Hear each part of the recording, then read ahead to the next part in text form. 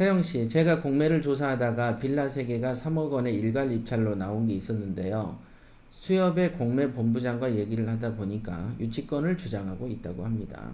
공매 본부장은 수협이 근저당권 설정 시만 해도 유치권자는 없었다며 허위라고 주장하는 이유가 유치권 주장자가 도장과 내장 업체에 도급을 준 거다. 이렇게 얘기를 했네요. 유치권 주장하는 사람이, 자, 보도록 하겠습니다. 공매 물건이고, 빌라가 3개가 있다. 빌라가 3개가 있는데, 근저당을 건 수협은 유치권이 아니다라고 얘기한다. 그죠? 유치권을 주장하고 있다고 한다. 수협이 근저당 설정 시, 근저당을 설정할 당시에만 해도 유치권은 없었다. 유치권은 없었다라고 얘기를 합니다. 그리고 유치권자가 없었다며 허위라고 주장하는 이유는 유치권을 주장한 사람이 도장과 내장 업체에게, 자, 유치권자라고 주장하는 사람이 도장업체하고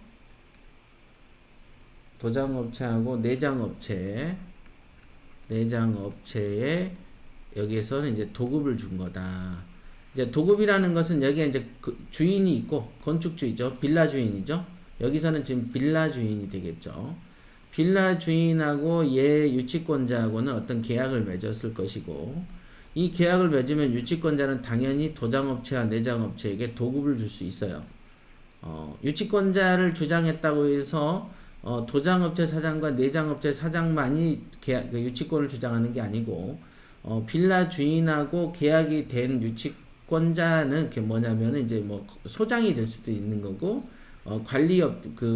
원도급업자가 되는 거죠. 원청업자가 되지. 그런 다음에 밑으로 하도급을 주죠. 하도급.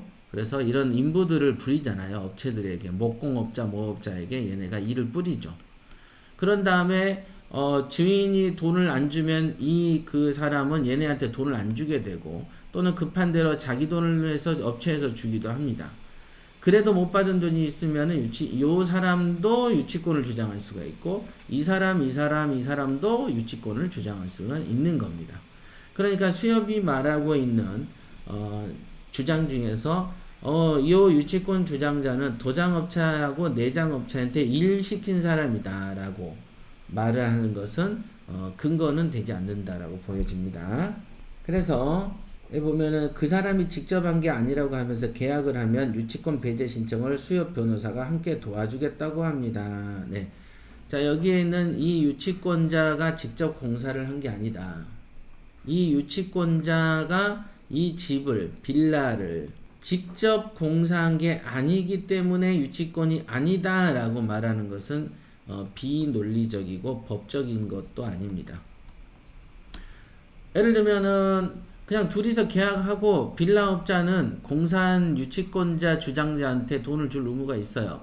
그렇다고 해서 이 사람이 손에 흙을 묻혀야만 되는 게 아니고, 이 사람은 도장업자 이렇게 하도급 줄 수 있는 거야.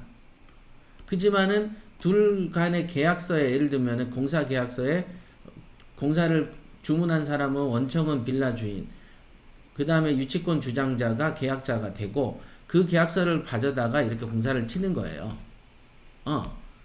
뭔지 알겠지? 예를 들면 우리 같은 경우에는, 예를 들면은 우리 민수 있잖아요. 서우건축에 하고 계약을 하잖아. 그러면서 민수야, 야, 집 좀 고쳐줘. 그러면 우리 둘이가 계약한 거야. 근데 서우건축인 여기에서는 설계도 하고 기타 등등의 이런 하도급 업자들을 섭외를 하고, 그 다음에 재료를 구해다 주면서 얘네가 일을 해. 그러면 그러다가 내가 돈을 안 줘버려. 그러면 어떻게 됩니까? 이 사람이 공사하는 데는 안 움직였어도 이 사람이 유치권 주장할 수 있는 거지. 이렇게 되는 거예요. 그러니까 그 사람이 직접 한 게 아니라면서 계약을 하면 유치권 배제 신청을 수협 변호사와 함께 도와주겠다고 합니다. 보통 경우에는 유치권 배제 신청이 들어가서 신청이 받아들여진 경우도 있는데요. 대표님 말씀처럼 유치권을 만나봐야 되고 협상이 되어야 들어갈지 말지를 결정하는 거라고 해서 일단 전화를 했다. 또 타이핑 치고 있나 보네요. 자, 다시 한번 정리를 하면 수협의 담당자의 말처럼 우리가 근저당을 설정하는 당시에 유치권은 없었다. 요것은 당연히 아무런 근거가 되지 않습니다. 왜냐하면 근저당을 해놓고서도 돈 빌려주고 나서 1년도 있다가 2년도 있다가도 공사라는 걸 할 수 있는 거니까. 그죠? 할 수 있어. 유치권이 이런 빌라에서 할 수 있는 거, 완공이 된 다음에 할 수 있는 거는 뭐겠어? 뭐 도배장판이나 뭐 이런 뭐 기타 등등이지. 근데 이 유치권 금액이 과다하게 높다. 완공된 집이고 분양된 집인데 과다하게 높다. 그 다음에 근저당이 너무 많은데 거기다 공사를 1억씩 했겠냐? 요거는 거짓말일 가능성은 있겠죠. 즉 거짓이냐 아니냐에 따라서는 그거는 이제 사실을 살펴봐야 되는 건데, 적어도 지금 수협 담당자의 말처럼 1번 근저당 설정했을 당시에 유치권 없었거든요. 2번 유치권자가 지가 공사한 건 없고요. 그냥 하청만 줬던 사람이에요. 요거 둘 다 유치권이 아니라는 근거는 아니다. 이렇게 보시면 됩니다. 법적으로. 일단 전화해서 저희는 20년 된 무슨 투자 회사인데요. 제가 우리 사장님께 보고만 올리면 바로 결제해 주시는 분이라고 하면서 얼마에 계십니까? 라고 했더니 유치권 주장자는 건축하는 사람인데 경매로 받고 유치권 협상까지 주면 남는 게 없을 건데요 하면서 본인이 처음부터 다 지었다며 얼마 있는지 얘기를 안 하고 사장에게 얼마까지 줄 수 있는지 알아서 오라고 합니다. 예. 이렇게 이제 했네요. 그래서 수협본부장이 제시했던 각 호실마다 1,000만원, 3,000만원씩 얘기했더니 코웃음을 쳤습니다. 일단은 만나러 가보니 3개 호실에 문은 잠겨 있었고 사람은 없는 듯 인기척은 아예 없고 유치권 안내 종이가 붙어 있었습니다. 옆 호실 임차인은 인터폰으로 여기 사람들이 왔다 갔다 하지 않는다고 얘기를 해주었습니다. 예, 이렇게 있네요. 세영씨는 왜 평범한 물건에서 빛을 안 보고 요즘같이 호경기에 이상한 찐따 붙는 애 쪽으로 갈라 그래? 그치?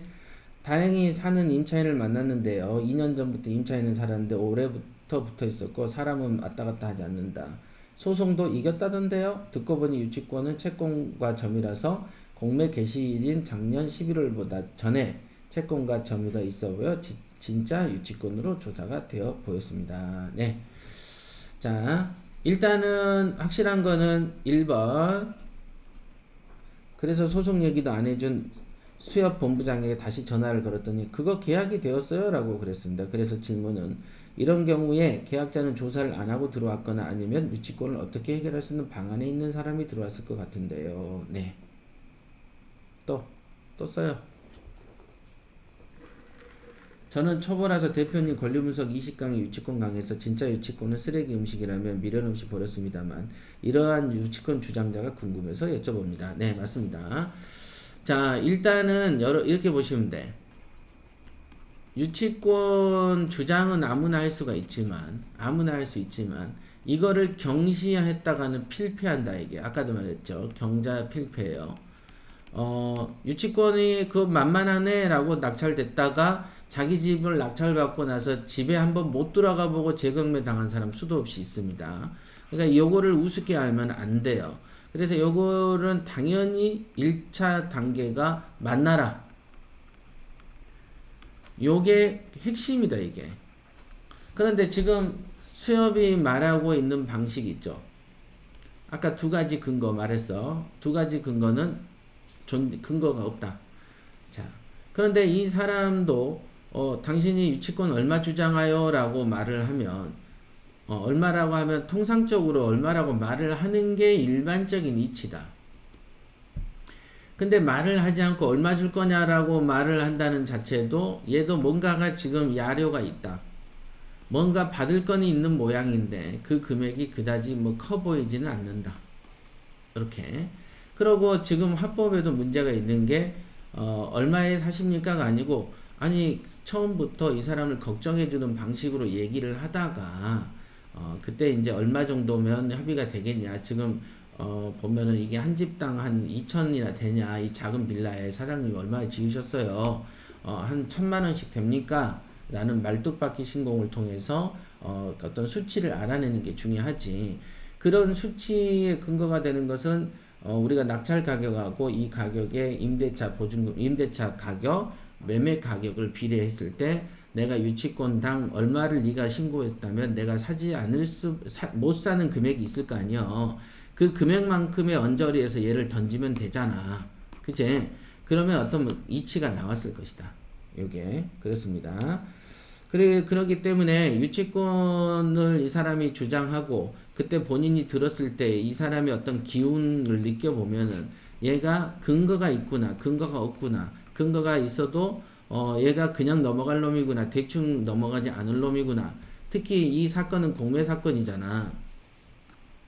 공매 사건에다가 유치권까지 걸리면 요게 기본 1년을 갈 거라고. 1년을. 근데 더더군다나 아까 임차인의 말처럼 소송까지 해서 이겼다더라 그러면 다시 한번 유치권자한테 당신 이걸로 소송했어? 라고 물음으로써 확인하면 되죠. 그러니까 누군가가 계약을 했다면 유치권자를 소홀히 봤다거나 별 일 없게 봤거나 아니면 수협의 담당자가 이상하게 적극적으로 꼬셨잖아 지금. 만약 계약하면 수협 변호사 해가지고 도와주겠다. 그런데 근거가 두 가지야. 그 근거대로 따르면 반드시 져요. 100% 줍니다. 100% 져요. 요거는 공사 계약서 조금 있고 뭐 좀 대충 전 소유자랑 뭔가 둘이서 짱이 돼가지고 가라 계약서 좀 쓰고 하면 또 판사가 얘네 말 믿어. 계약서 같은 거 이렇게 됩니다. 그래서 이 물건은 안 들어간 게 좋습니다.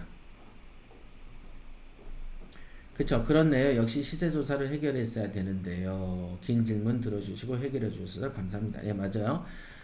있냐 없냐가 궁금한 거 아니잖아. 유치권이 적게 있어도 우리가 그 낙찰할 수 있는 금액하고 그 유치권을 물어낼 금액을 합쳤을 때 큰 재미 없으면 버려버리면 되는 거예요. 그게 진짜로 있어도 가짜로 있어도. 근데 이제 또 유치권자를 접했을 때 그 사람이 이 공매라는 점, 그 다음 유치권을 주장하고 진상을 떨 경우에는 우리가 이제 법으로 할 수밖에 없잖아요. 그러면은 가라 계약서가 있는지 없는지도 모르는 이 상황이 안개 같은 상황이면 피해버려야 돼. 굳이 거기에 먹을 게 없잖아. 우리가 쓰레기통을 왜 뒤져? 내가 그랬잖아요. 유치권은 쓰레기통이다. 쓰레기 물건이다. 자기 집에 냉장고에 그 어떤 물건이 음식이 꽉꽉 차 있는데 왜 밖에 나와서 쓰레기통을 뒤지냐고. 그러니까 얼마나 어지간히 능력이 없고 그러면 쓰레기통까지 뒤지겠느냐라는 예를 든 게 유치권이다. 더더군다나 지금처럼 초저금리죠. 그죠? 그 다음에 경매, 지금 경제가 안 좋아요. 그러면 이제 경매 물건이 더 많이 나와요. 더 많이 나올 거야. 그러면 이때 주워 먹을 수 있는 게 너무 많아. 또 지방의 경매 투자자들 치고는 지역에 대한 편견을 깨기 어려운 사람이 많기 때문에 오히려 지역의 하수들하고 경합이 붙기 때문에 여러분이 놀기가 너무 좋은 시절로 왔기 때문에 굳이 이렇게 소송과 얽힐 수도 있는지도 모르는, 그러니까 우리가 6.25 사변 때 떨어져서 터지지 않는 가짜 폭탄들 있잖아. 땅에 이렇게 딱 묻혀 있는데 이렇게 로켓포가 이렇게 박혀 있는 경우 있잖아. 응? 그러면 요거를 주웠는데 굳이 이거가 터질지도 모르잖아. 1950년대 박힌 로켓포야. 그걸 왜 계속 만지냐고 자꾸 터지게. 그냥 내비두고 신고하고 남이 갖고 놀으라고 하고 난 저희 가면 되는데. 아시겠어요? 이렇게 딱 먹을 게 없어 그럼 버려버리면 돼. 자, 희령씨 오늘 완전 평소에 들을 수 없던 것들을 들었네요. 네, 맞아요. 대표님 전체 감사드립니다. 네. 세영씨 맞습니다. 감사합니다. 보아씨 오늘 방송에 푹 빠져듭니다. 감사드립니다. 그래도 좋아요는 6개밖에 없네. 사람들이 예의가 없어서 이제 알아서 누르겠지. 근데 그거 좋아요 누르면 뭐 달라지나? 뭐 돈이 벌리긴 해요. 자, 여러분들 오늘 즐거우셨습니까? 10시 26분이고요. 이제 제가 시작한 게 8시 11분인가 12분에 했으니까 2시간이 됐네요. 네. 제가 오늘 쇼킹하게 들은 것은 민수씨랑 현송씨 우리 스파레주 27기와 29기가 두 개 물건에 30대1, 36대1에서 한 수씩 주고받았다. 대단합니다. 아주 멋진데요, 이거? 이거 기사로 쓰면 좋겠다.